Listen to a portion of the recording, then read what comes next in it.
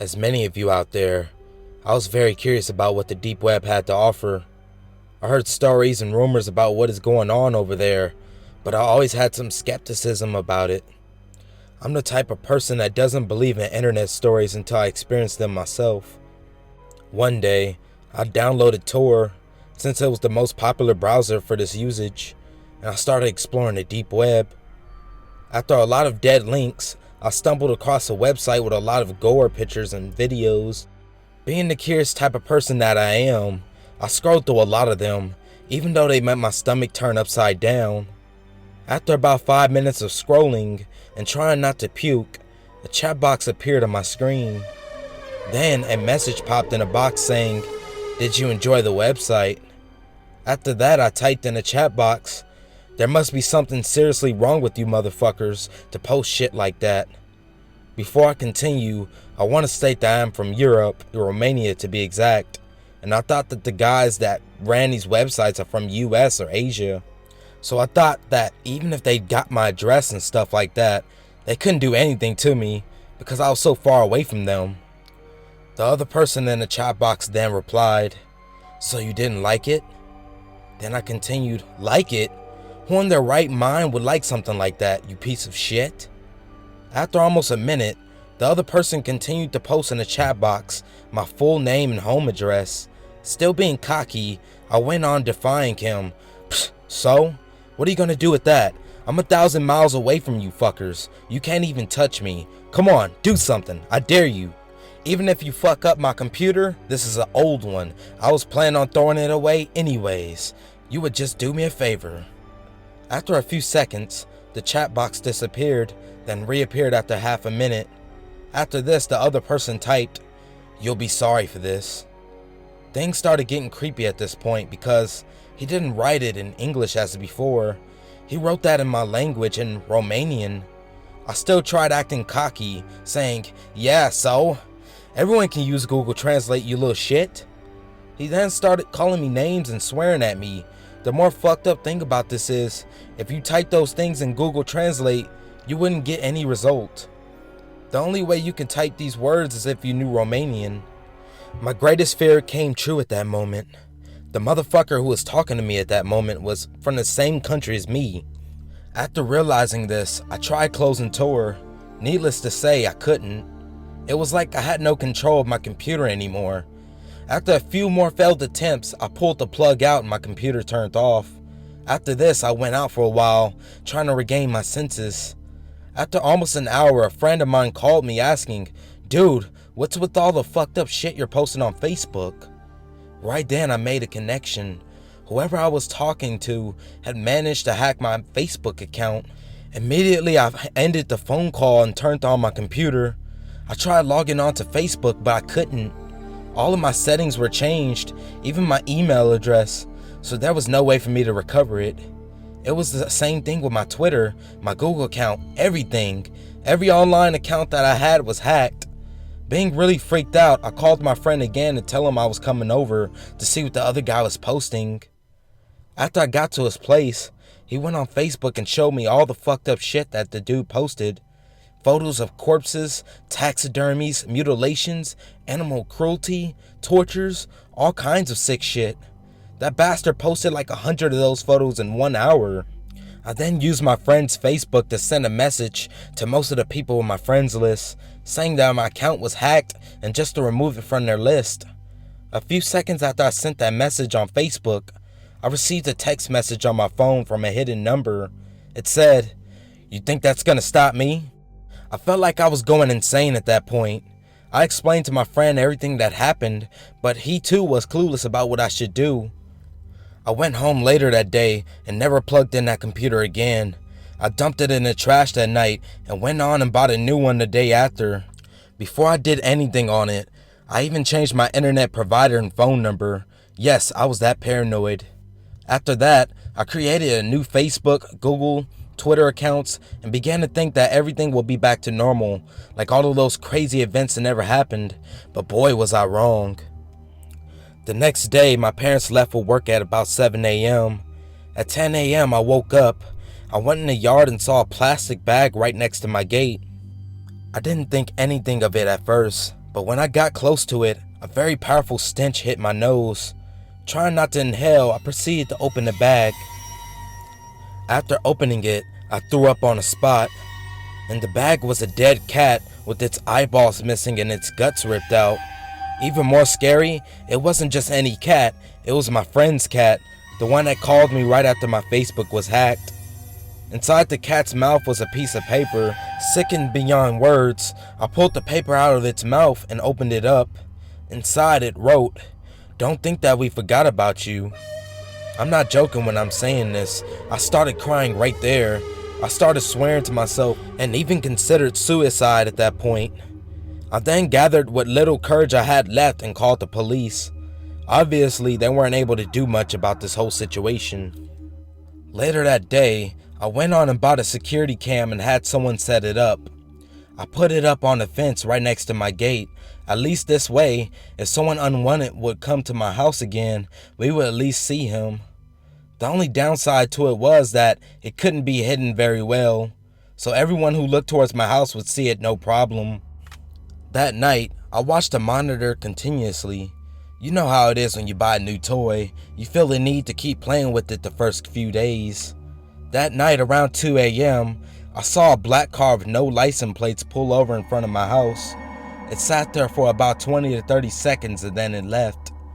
A few days went by and I started feeling a little bit safer. My friend was still worried about his cat missing. And no, I didn't tell him what happened. I didn't want him to blame it on me and then hate me for the rest of my life. Anyway, one night I was on Facebook talking to a cousin and then our electricity went out. I looked out the window and saw that my entire street was dark. I don't know why, but I couldn't help but think that whoever messed up my computer a few days back was behind this. I had a feeling that he or they were planning on doing something, so I immediately went into the yard. The most frightening thing about that night was that I happened to be home alone, so if something were to happen, I was going to face it alone. I grabbed a crowbar and got behind my gate. In my gate, I have a hole right by the doorknob, through which I could see very comfortably. I sat there for about half an hour, and just when I was about to give up, I heard a car pulling over just across the street. I took a peek through the gate and saw the same black car that came by a few days ago. For about 2 minutes, nothing happened. Whoever was in the car didn't come out. Right then, I thought of something. I took my cell phone and pointed its camera right through the hole in the gate. I thought that if someone was going to do something, at least I would have some proof of who it was. After another minute of waiting, I heard a car door opening and footsteps heading towards my house. Right there, I took a photo. The camera light shined bright on the dark street. Right after I took the photo, I heard whoever it was coming saying something like, "Oh shit," and then running back to the car. The car immediately sped out of there. Right after, I called the police. I showed them a photo of the man who was approaching my house. The policeman recognized him, saying that he was already a suspect for cases of robbery and attempted murder. After that night, nothing else suspicious happened. The guy never returned since, but unfortunately, the police didn't find him either. I eventually told my parents the whole story, and now we're looking to buy a new house. Who knows what would have happened that night if I hadn't went into the yard after the power fell. I'm still sorry about my friend's cat, but I'm still not sure if I should tell him what happened to it. So yeah, this was my story. Again, my goal isn't to brag about what I did. I just want to warn as many people as I can to keep off the deep web. Believe me, nothing good can come from visiting it. Please just take my advice and stay away from it. Don't let your curiosity get the best of you.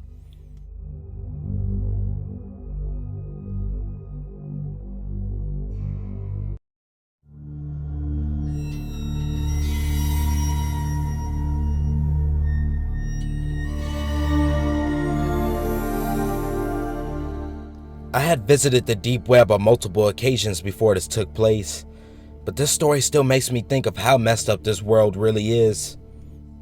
I was browsing around the deep web, not looking for anything whatsoever, but I came across a page that read, "Forced rape and blackmailed for sex." I should have just shut my laptop off right then, but I didn't. Being the person that I am, I pressed enter without a second thought. What I saw horrified me.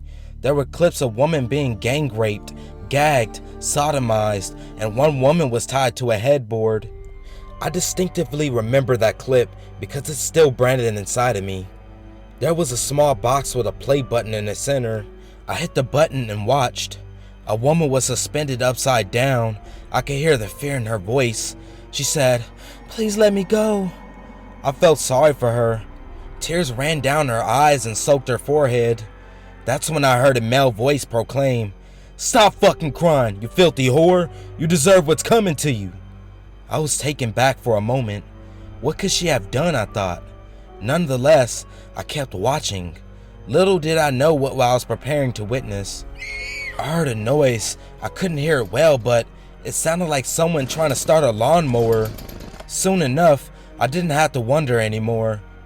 Out of the right side of the screen, a figure appeared, a masked figure holding a saw, a jigsaw, I believe.